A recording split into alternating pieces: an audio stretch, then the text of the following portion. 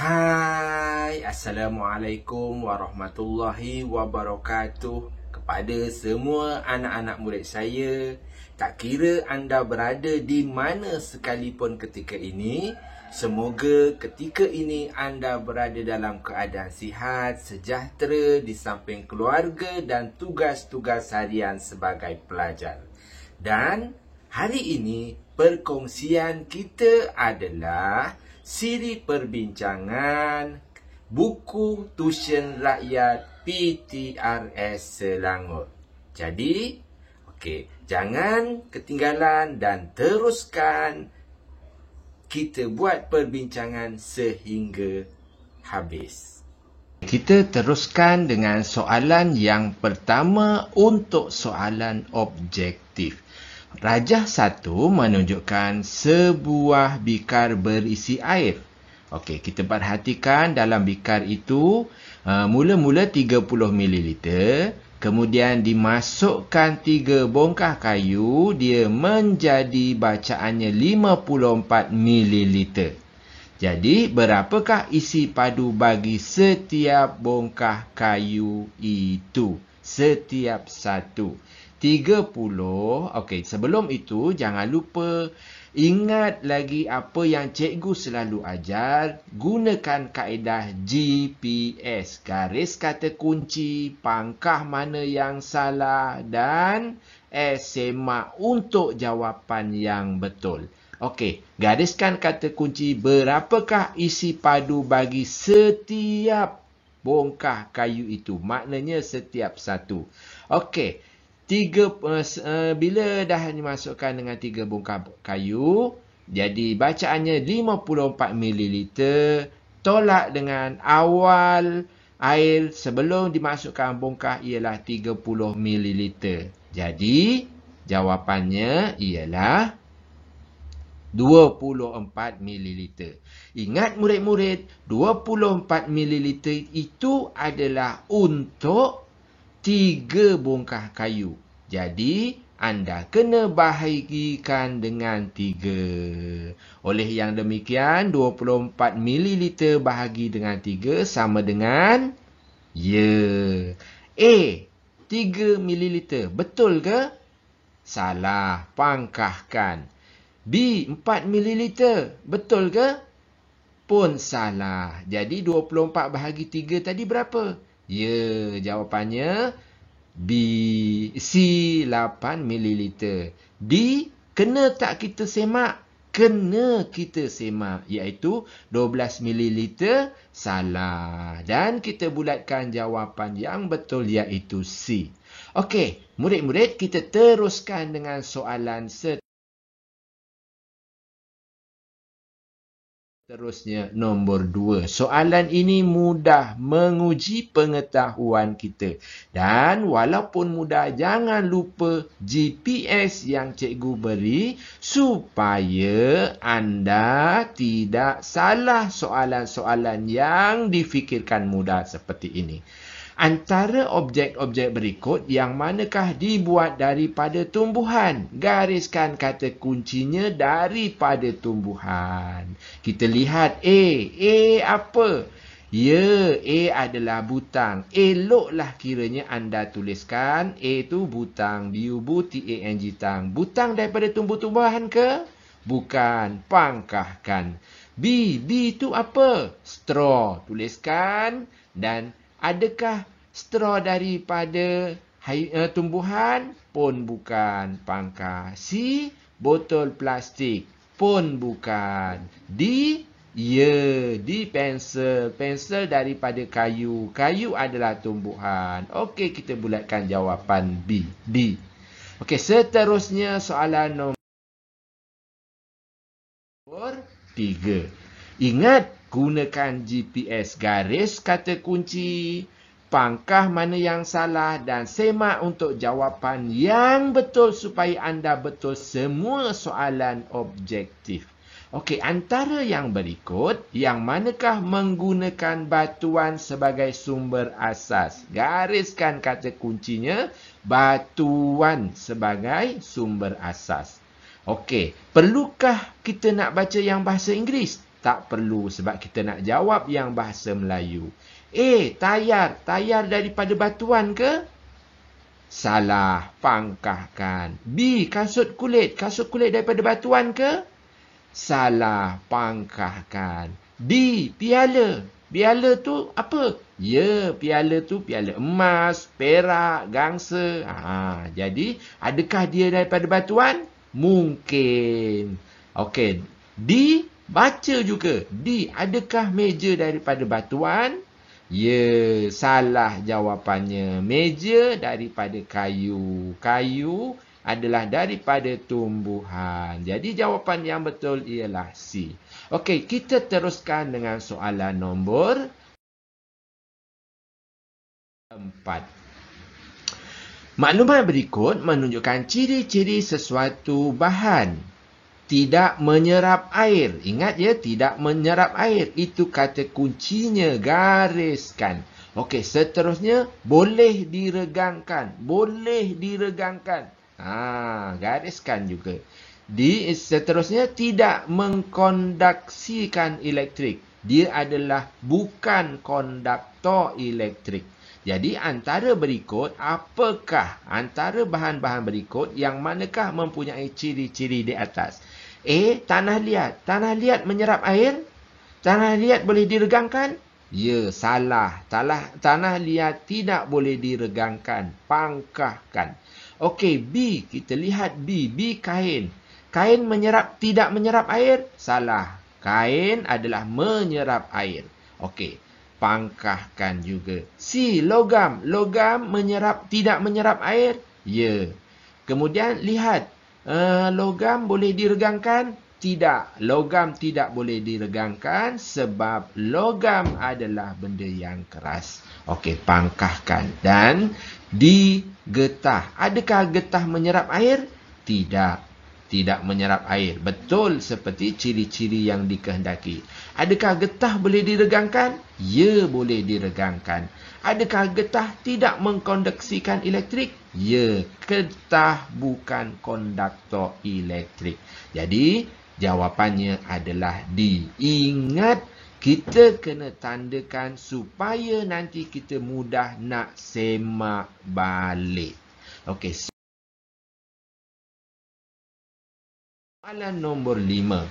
Rajah 2 menunjukkan objek-objek yang dibuat daripada bahan yang berlainan. W, X, Y dan Z. Antara berikut, yang manakah dipadankan dengan betul? W itu adalah klip kertas. Dia dibuat, kalau dalam jawapan pilih ganti yang diberi, dibuat daripada tanah liat. Betul ke?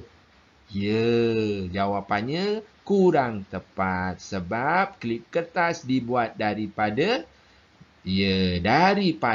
besi. Pangkahkan A. X ialah bola. Bola itu biasanya dia dibuat daripada getah. Tetapi dalam pilih gantinya dia kata logam. Jadi tak tepat.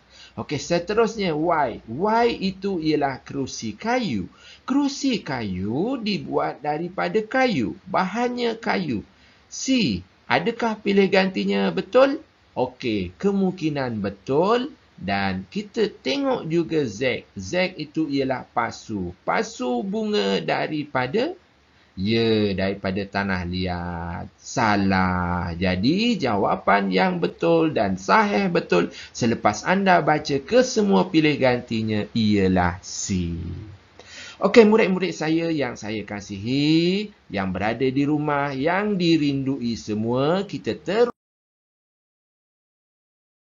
dengan soalan nombor 6. Rajah 3 menunjukkan gabus terapung di atas air. Antara objek berikut yang manakah mempunyai ciri sama seperti gabus? Okey, gariskan kata kuncinya ciri sama, iaitu terapung. Adakah A? A itu apa? Guli. Guli terapung? Tak. Pangkahkan. Okey. B. B itu apa? B itu batu. Adakah batu terapung? Tak. Pangkahkan. C itu? C adalah paku. Adakah paku terapung? Tidak. Jadi, D ialah straw. Straw terapung? Ya. Jawapannya ialah D. Mudah kan? Okey, kita teruskan dengan soalan nombor 7. Ingat, kita kena gunakan kaedah GPS. Okey, rajah 4 menunjukkan sebuah periuk antara berikut yang manakah benar bagi bahan K dan L. L itu ialah badan periuk. Badan periuk itu biasanya dibuat daripada besi. Besi adalah logam. Okey, K itu ialah pemegang. Pemegang periuk adalah mempunyai sifat yang penebat. Okey, jadi mungkin dia adalah daripada bahan penebat. Okey, A. K itu plastik, L itu logam. Ya, kemungkinan. Sebab L itu logam, K itu adalah penebat. L adalah konduktor. Okey, B. Kita lihat pilih gantinya. K itu adalah tanah liat. Adakah penebat? Okey, jadi tak tepat. Plastik, L tu sepatutnya adalah penebat. Diletakkan kat situ plastik pun tidak betul. Okey, C.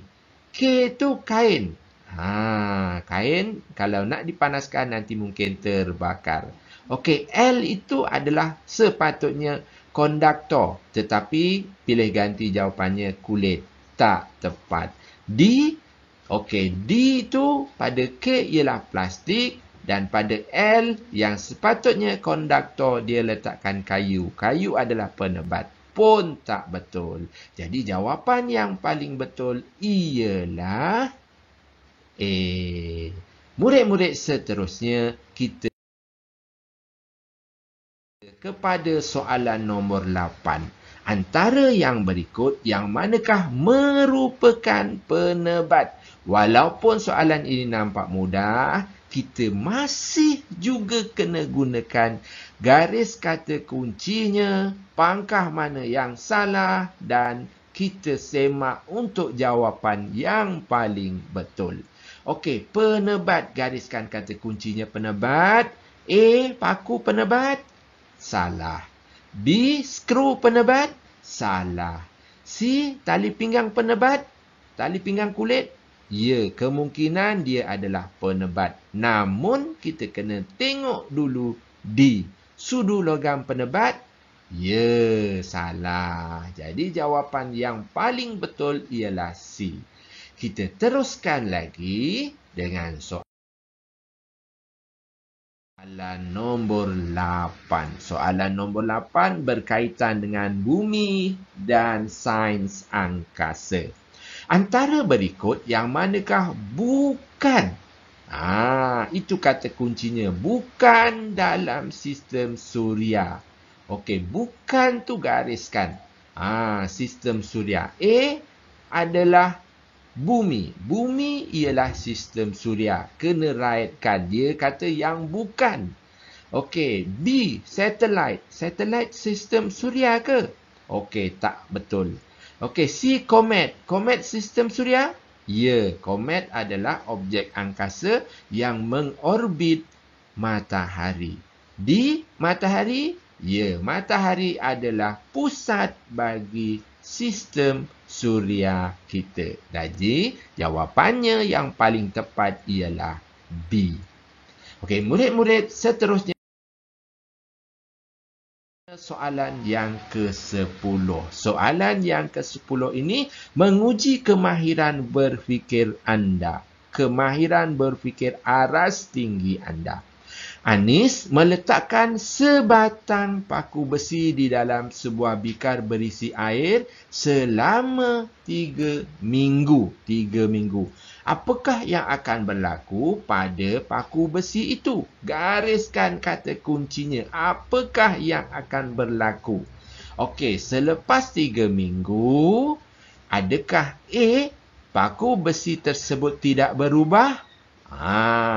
Jawapannya tidak betul. Sebab paku apabila terkena air dan udara, pasti ia akan berkarat. Jadi A itu tidak betul. B. Jisim paku besi akan berkurang. Adakah dia berkurang? Karat mengurangkan jisim.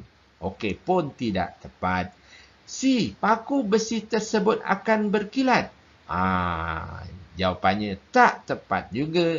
Dan kita tengok soalan pilih ganti yang ke D. Paku besi tersebut akan dilapisi dengan lapisan berwarna perak. Dan itulah dia karat. Okey, jawapan paling tepat ialah D. Seterusnya soalan nombor 11. Masih dalam topik pengaratan bahan. Apakah cara paling sesuai untuk mengelakkan tin susu daripada berkarat? Gariskan perkataan paling sesuai. A. Mengecat. B. Menyapu minyak. Menyapu minyak tu tak tepatlah. Okey, mengecat pun tak tepat juga. Okey, menyapu minyak pun tidak tepat. C. Menyalut dengan plastik. Okey, pun tidak tepat. Dan yang paling tepat ialah menyadur dengan timah. Kerana dia akan menjadikan lapisan yang sangat menarik dan tidak berkarat. Okey, soalan seterusnya nombor 12.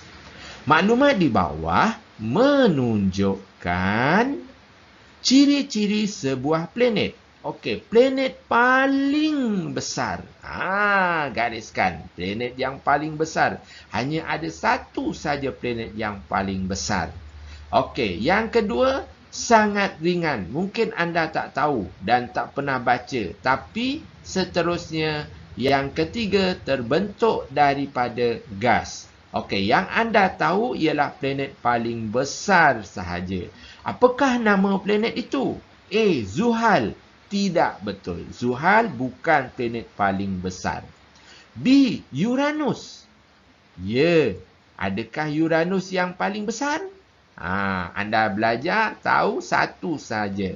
Planet Marikh. Planet Mushtari. Okey, Uranus pun tidak tepat.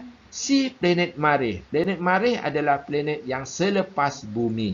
Pun tidak tepat. Dan planet yang paling besar ialah Mushtari. Okey, D. Jawapannya bulatkan pada D. Okey, kena tak kita pangkah dan bulatkan ini? Ya, jawapannya kena supaya kita mudah nak menyemak selepas siap semua soalan yang kita jawab. Okey, soalan seterusnya nombor 13. Jalur asteroid terletak di antara planet X dan planet Y. Okey, planet X dan planet Y. Jalur ini jalur asteroid. Asteroid terletak antara planet X dengan planet Y. Yang pastinya dia bukan hampir dengan bumi. Maknanya kalau ada X atau Y tu bumi, itu mestilah salah. Okey, A pilih ganti, X bumi, Y Marikh. Okey, tak tepat sebab bumi bukan berada hampir dengan jalur asteroid. Okey, B Mushtari dan Neptun. Mushtari dan Neptun pun tidak tepat. C Marikh dan Mushtari. Ya. Jawapannya inilah. Dan jalur asteroid sememangnya terletak di antara planet Marikh dan Mushtari. Okey, D bumi dan Mushtari. Ada bumi, dia tidak betul, jadi kita pangkahkan. Jawapan yang paling betul ialah C. Seterusnya soalan nombor 14. Antara planet berikut, yang manakah adalah paling panas dalam sistem Suria? Okey, untuk makluman murid-murid, bahawa planet selepas planet bumi, dia semakin sejuk. Dan planet yang sebelum bumi, itulah yang panas. Tapi yang paling panas ialah mana? Kita akan lihat. A. Planet Marikh. Marikh dia di belakang bumi. Adakah dia panas? Okey, jawapannya kurang tepat. Tak panas. B. Zuhrah.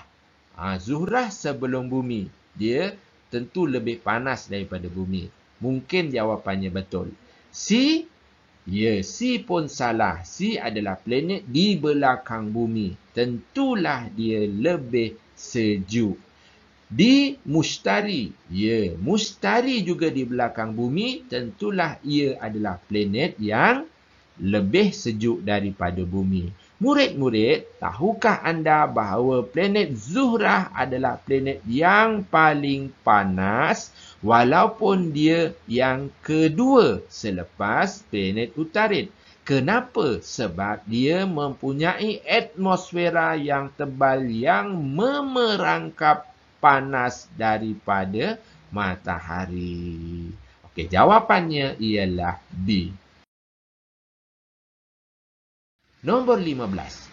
Antara yang berikut, yang manakah menunjukkan susunan yang betul bagi planet paling dekat hingga ke paling jauh daripada bumi? Okey, di sini ya, tips murid-murid. Selepas kita tahu bahawa kata kuncinya ialah paling tepat, susunan planet paling tepat dari planet yang paling dekat hingga ke jauh daripada matahari. Dan biasanya kita tahu planet pertama, planet kedua, planet ketiga, planet keempat. Bumi adalah planet ketiga. Pastikan susunan keempat-empat itu tepat dahulu. Bumi, Marikh, itu kita kena tahu. Okey, Marikh, Bumi, Zuhal. Marikh duduk di depan. Tentulah salah. Okey, seterusnya nombor B. Marikh, Bumi pun salah. Okey, seterusnya C. Mari kita lihat. C. Bumi, Marikh, Zuhal, Mushtari. Marikh, Bumi, Marikh, Zuhal, Mushtari. Okey, ya, jawapannya pun tidak tepat. Lepas Marikh, Mushtari. Okey, Bumi, D. Pilih ganti D. Bumi, Marikh, Mushtari dan Zuhal. Itulah yang paling tepat. Murid-murid saya yang saya kasihi, semoga anda terus menonton video perbincangan ini sampai habis sebab kita boleh semak apakah soalan-soalan yang sepatutnya betul dan kita boleh ulang kaji semula bersama Cikgu Zailani. Okey. Soalan nombor 16. Antara alat-alat berikut, yang manakah dapat digunakan untuk memerhati struktur pernafasan seekor belalang? Belalang itu kecil. Adakah A? A itu adalah cermin mata. Gariskan kata kunci yang digunakan untuk memerhati struktur pernafasan seekor belalang. Okey, pernafasan belalang ialah spherical. Spherical, dia ada pada abdomennya. Adakah A? A ialah cermin mata. Ya, jawapannya salah. Pangkahkan. B. B adalah teleskop. Teleskop digunakan untuk melihat objek yang jauh. Tentulah salah. C. Binocular. Adakah binocular? Binocular digunakan untuk melihat objek seperti burung dan objek yang jauh. Pun salah. D. Kanta pembesar. Okey, itu adalah jawapan yang betul sebab kita nak melihat spherical pada pernafasan seekor belalang. Nombor 17. Rajah 5 menunjukkan satu alat. Tahukah anda apa nama alat ini? Ya, tuliskan dekat situ. Stetoskop. Stetoskop. Apakah kegunaan ini? Stetoskop kegunaannya, dia digunakan oleh doktor untuk mendengar degupan jantung pesakit. Jadi, A. Untuk mendengar muzik. Jawapannya tidak betul. Okey. Seterusnya B. Untuk mendengar degupan jantung. Ya. C. Untuk bercakap kepada sekumpulan besar penonton. Itu adalah mikrofon ataupun hello. Okey, seterusnya D untuk bercakap dengan seseorang yang jauh. Itu handphone ataupun telefon. Jadi jawapan paling tepat ialah B untuk mendengar degupan jantung. Okey, nombor 18. Antara alat-alat berikut, yang manakah digunakan dalam teknologi komunikasi? Komunikasi ialah perhubungan untuk satu tempat ke satu tempat, daripada dekat dengan jauh ataupun yang menghubungkan kita dengan orang lain. Alat perhubungan, alat telekomunikasi. Binocular. Okey, sebelum tu gariskan kata kuncinya. Okey, yang manakah digunakan dalam teknologi komunikasi? Binocular. Okey, binocular ialah untuk mengatasi had keupayaan melihat ataupun pandangan jauh. Untuk kegunaan melihat burung-burung dan objek yang jauh. Okey. B, mesin faksimile. Faksimile ialah menghantar maklumat. Ya, ia kemungkinan betul untuk jawapan ini kerana ia adalah alat untuk berhubung dari satu tempat ke satu tempat lain. Okey, C, mikroskop. Mikroskop ialah untuk melihat objek yang seni seperti bakteria dan virus. D, teleskop. Teleskop ialah alat untuk mencerap objek-objek yang berada di angkasa lepas. Dan yang paling tepat ialah B, mesin faksimile. Soalan nombor 19, rajah 6 menunjukkan sebuah mesin menuai padi. Antara yang berikut, yang manakah merupakan kelebihan mesin tersebut? A, mengurangkan kos pekerja. Okey. Betul ke mengurangkan kos pekerja? Ya, kemungkinannya. Sebab kita hanya seorang sahaja yang memandu. Tak payahlah nak kena mengerat padi, membanting padi. Okey. B, mengurangkan pencemaran udara. Okey. Betul ke? Tak betul. Sebab dia masih lagi mengeluarkan asap pada enjinnya. C, mengurangkan aktiviti pembalakan. Ini bukan pembalakan, ini pertanian. D, mengurangkan penggunaan petrol. Okey, ini pun tidak tepat. Jadi yang paling tepat ialah A. Kita teruskan dengan soalan ke-20. Masih lagi menyiasat tentang dunia teknologi. Rajah 7 menunjukkan perkembangan dalam pengangkutan darat. Mari kita lihat satu-satu dan kita nomborkan. Mana yang paling dahulu, mana yang paling moden. Yang dulu kita tuliskan nombor 1. Kereta api wap, kereta api elektrik dan kereta api enjin diesel. Okey, nombor 1. Antara berikut yang manakah menunjukkan urutan perkembangan teknologi pengangkutan yang betul? Nombor 1, ya, enjin kereta api wap. Itu nombor 1. Okey, yang kedua, kereta api diesel, minyak diesel. Yang ketiga, yang latest, yang terkini ialah kereta api elektrik. Jadi susunannya mestilah nombor 1, nombor 2, nombor 3. Nombor 1 ialah J, nombor 2 L dan nombor 3 K. Jawapannya J, L, K ialah B. Murid-murid yang saya kasihi, setelah selesai menjawab soalan bahagian objektif, mari kita teruskan dengan soalan bahagian subjektif. Kertas 2 untuk buku tuisyen rakyat Selangor ini. Soalannya, jawab semua soalan, tulis jawapan kamu dalam ruang yang disediakan. Okey, ingat kita juga masih gunakan kaedah GPS, garis, pangkah dan semak. Garis kata kuncinya sebab kita nak fokus kepada soalan tersebut. Rajah 1 menunjukkan klip kertas digunakan untuk mengukur panjang 2 buah buku. Okey, untuk itu kita kena tahu pemboleh ubahnya. Kenapa? Kerana kita nak tahu tujuan penyiasatan. tujuan penyiasatan, mesti kita kenal pasti pemboleh ubahnya, iaitu pemboleh ubah yang bergerak balas dan pemboleh ubah yang dimanipulasi. PM, pemboleh ubah yang dimanipulasi, yang dibezakan apa? Ya, buku P, buku Q. Yang dibezakan ialah lebar buku.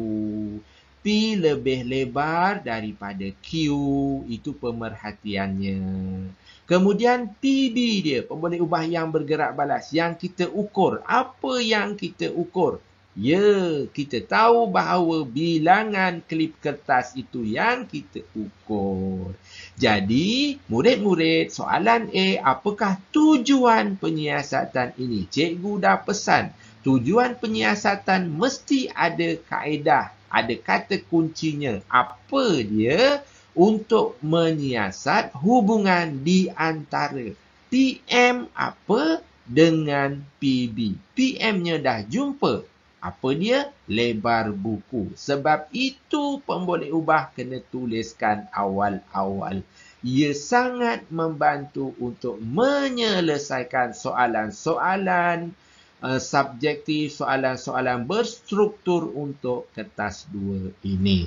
Okey, untuk menyiasat hubungan di antara lebar buku dengan bilangan klip kertas. Lebar buku dengan bilangan klip kertas.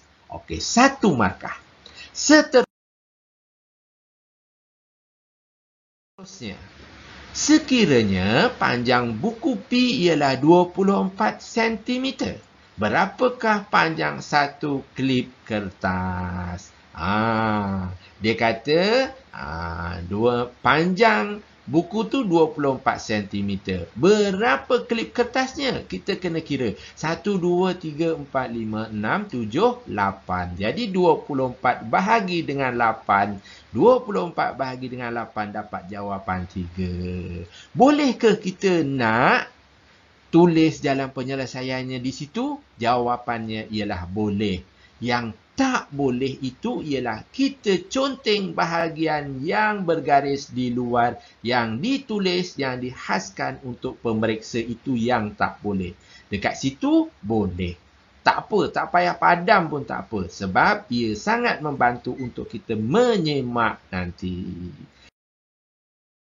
Seterusnya, C. Panjang buku P dan buku Q masing-masing ialah 6 klip kertas dan 4 klip kertas apabila diukur menggunakan klip kertas jenama X. Nyatakan inferen kamu tentang klip kertas jenama X. Tadi tu 8. Ini dah jadi 6. Maknanya semakin sedikit. Kalau semakin sedikit, apakah pemerhatian awak kepada klip kertas tadi? Okey, tadi kecil, sekarang ni jadi besar. Sebab besarlah dia jadi sedikit. Nyatakan inferen kamu tentang klip kertas jenama X. Inference mesti ada pemerhatiannya. Okey, inference kamu tentang klip kertas jenama X. Bilangan klip kertas jenama X sedikit. Pemerhatiannya semakin sedikitlah.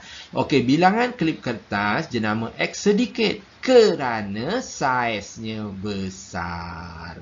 Jadi bila besar maka bilangan klip kertasnya semakin sedikit. Itu adalah inference awak. Inference, ingat inference mesti ada kerana. Kerana dan sebab dia. Bilangan klip kertas jenama X sedikit kerana saiznya besar. Okey, soalan D. Berdasarkan penyiasatan di atas, nyatakan nombor 1, pemboleh ubah bergerak balas. Cikgu dah beritahu tadi. Kebiasaannya memang dia akan tanya pemboleh ubah ini. Dan sebab itu tadi kita di atas tu dah buat pemboleh ubah yang bergerak balas, pemboleh ubah yang dimanipulasi. Jadi sangat membantu kita. Apakah pemboleh ubah yang bergerak balas? Ingat, pemboleh ubah mesti wujud dalam sekurang-kurangnya 2 patah perkataan, objek dan parameternya. Ya, Ia adalah bilangan klip kertas. Bilangan itu adalah parameter, klip kertas itu adalah objek. Jadi, ia adalah betul. Okey, yang kedua pemboleh ubah yang dimalar. Yang dimalar mestilah yang sama untuk eksperimen ini. Yang dimalar. Tadi kita cari pemboleh ubah di atas tu PM dengan PB. Tapi yang dimalar tak ada. Inilah tugasan kita untuk cari apa pemboleh ubah yang dimalar. Yang dimalar yang sama dalam eksperimen ini ialah apa? Ya, yang sama mestilah jenis klip kertas. Kalau kita gunakan klip kertas jenama, mesti yang sama. Ataupun jenama klip kertas pun betul. Pilih satu jawapan sahaja. Okey, murid-murid saya yang saya kasihi, yang saya rindui, semoga anda terus bersama untuk melihat video perbincangan ini sampai habis. Okey, soalan nombor 2. Jadual 1 menunjukkan ciri-ciri beberapa pengangkutan. Okey, kita kena baca dahulu sebab soalan-soalan di bawah memerlukan kita mengenal pasti pengangkutan-pengangkutan di bawah. Okey, pengangkutan kapal berenjin steam. Kapal dia mesti di dalam air. Kenderaan di air. Dia ada enjin steam dan bahan binaan ialah besi. Kereta api berenjin steam. Kereta api ialah kenderaan di darat. Okey, tuliskan darat. Okey. Tadi tu kapal berenjin steam, ya di laut ataupun di air. A, tulis A. Okey. Kemudian kereta api berenjin steam, tuliskan D. Okey, basikal kayu. Di darat ke di air? Ya, tuliskan darat. Okey, tidak ada enjin dan dibuat daripada kayu. Seterusnya sampan. Sampan ialah kenderaan di air. Tuliskan A. Cikgu tak tulis. Awaklah yang kena tulis. Okey, kenapa kena tulis? Sebab dia sangat membantu kita. Kita tengok seterusnya. Ya, inilah jawapannya. Inilah soalan yang ditanya bila awak ikut apa yang cikgu beritahu. Awak dah tanda, awak dah semak, awak dah gariskan kata kunci, maka sangat-sangat mudah untuk menyelesaikan soalan seterusnya ini. Berdasarkan jadual 1 di atas tadi, kelaskan pengangkutan itu mengikut ciri-ciri berikut. Kenderaan di darat. Tadi kan dah tulis yang di darat tu ada D. Okey, betul. Kereta api berenjin steam. Kereta api di darat. Kenderaan di air, kapal berenjin steam. Lagi di darat, basikal. Lagi di air, ya sampan. Jawapannya mesti betul semua, baru anda akan perolehi 2 markah. Seterusnya B. Berdasarkan maklumat dalam jadual 1, nyatakan pengangkutan yang diperbuat daripada logam. Okey, murid-murid, tadi kita lihat pada jadual ada 2 yang logam dibuat daripada besi. Maka anda kena tuliskan kedua-duanya baru dapat 1 markah. Okey, apa dia? Gariskan kata kuncinya. Kata kunci ialah pengangkutan yang dibuat daripada logam ataupun besi. Logam dan besi adalah sama. Okey, jawapannya kapal berenjin steam dan kereta api berenjin steam. Dua-dua daripada besi, daripada logam. Mesti 2. Okey, baru dapat 1 markah. Seterusnya, nyatakan satu kepentingan perkembangan bidang pengangkutan. Kenapa kenderaan ini mesti berkembang? Pertama sekali, jawapannya kita kenapa dia berkembang. Dari dulu dia tak pakai minyak, dulu pakai steam, sekarang pakai minyak dan sekarang lagi canggih dah gunakan elektrik. Kenapa? Sebab Yang pertama, pergerakan kenderaan semakin pantas. Itu yang pertama. Mestilah semakin pantas. Orang dah tak nak naik kereta kuda lagi. Orang akan naik kereta Ferrari. Jenama cap kuda. Okey, seterusnya jawapan yang boleh diterima juga, lebih banyak membawa penumpang. Kerana ia akan menjimatkan masa, akan menjimatkan pergerakan dan boleh bergerak dalam bilangan yang ramai. Okey, sampai di sini sahaja pertemuan kita untuk kali ini. InsyaAllah kita akan berjumpa lagi di lain ketika, lain masa, dalam perbincangan yang lain pula. Dan akhirnya, cikgu pesan, iaitu rajin-rajinlah membaca, kerana dengan hanya membaca sahaja kita akan menambahkan pengetahuan dan ilmu sains di minda kita. Bye, jumpa lagi.